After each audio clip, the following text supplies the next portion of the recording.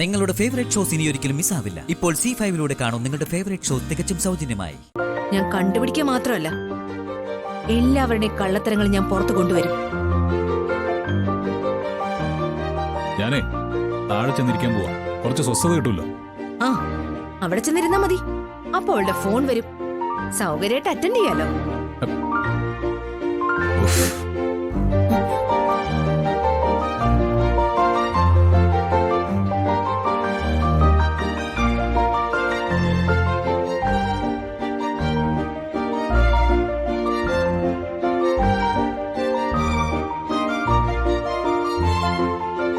അമൃതേടത്തി, എന്താ?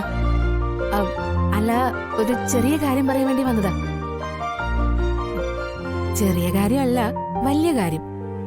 വലിയ കാര്യം പറയാൻ വേണ്ടി വന്നതാ.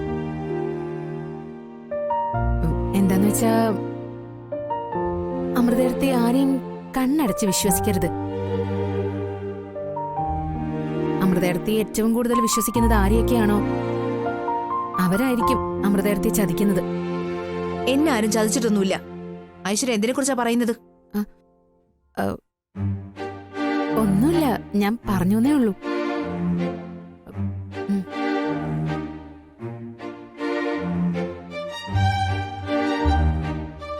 നാളെ ശ്യാമ അനുക്കുട്ടിയും കൊണ്ടുപോകുമ്പോ പിന്നാലെ പോണം. അശ്വതിയും ശ്യാമയും തമ്മിൽ കാണുന്നുണ്ടോന്ന് അറിയണം.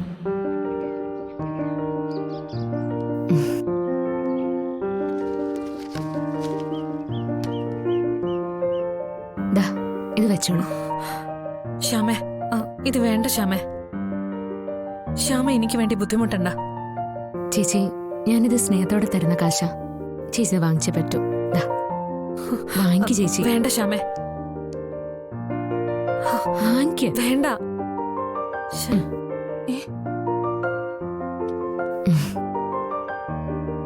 ശ്യാമേ, എനിക്കൊരപേക്ഷയുള്ളൂ. ഞാൻ പറഞ്ഞ കാര്യം വേറെ ആരും അറിയരുത്.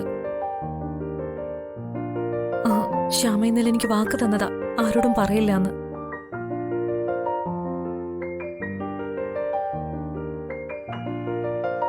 ഇന്നലെ അനുമോള് പറഞ്ഞതൊക്കെ ശരിയായിരുന്നു.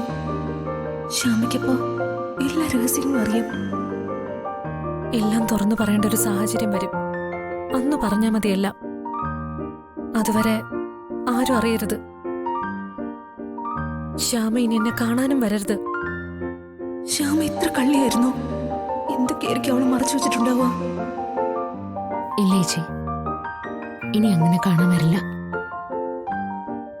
ചേച്ചി എന്നോട് പറഞ്ഞ രഹസ്യം ഒരു വലിയ രഹസ്യമായിട്ട് തന്നെ ഞാൻ മൂടി വെക്കും. ഇപ്പൊ തന്നെ ചോദിക്കണം. അല്ലെങ്കിൽ വേണ്ട. അവൾ എന്ത് കള്ളം പറയും?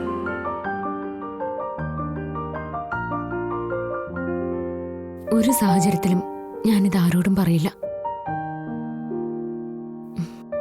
അഖിൽ സാറിനോട് പോലും ഞാനിത് പറയില്ല. സാർ ഇതറിഞ്ഞാ തകർന്നു പോവും. ചേച്ചി, ഞാനൊന്ന് ചെല്ലട്ടെ. ഇത് വെച്ചോ.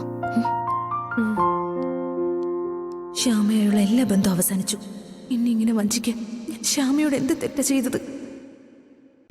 ഡൗൺലോഡ് ചെയ്യൂ C5 ആപ്പ്. കാണൂ എല്ലാ എപ്പിസോഡുകളും സൗജന്യമായി.